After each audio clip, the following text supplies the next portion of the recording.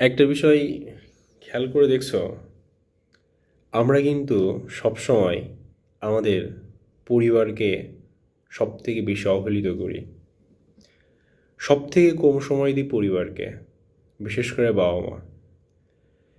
পিতামাতা সবসময় চায় তার সন্তানের মঙ্গল, কিন্তু আমরা সন্তানেরা সেই পিতামাতাকেই বড্ড কষ্ট দিই, হয়তো কারণে বা অকারণে।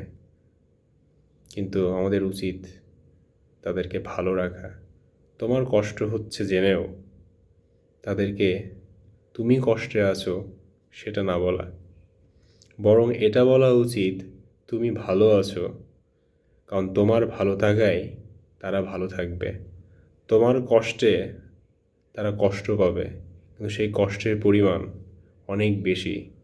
যখন তারা তোমার থেকে কষ্টে বেশি থাকবে, তারা কিন্তু তোমাকে বলবে না, কারণ তারা মনে করবে তারা যদি তোমাকে বলে তুমি কষ্ট পাবে।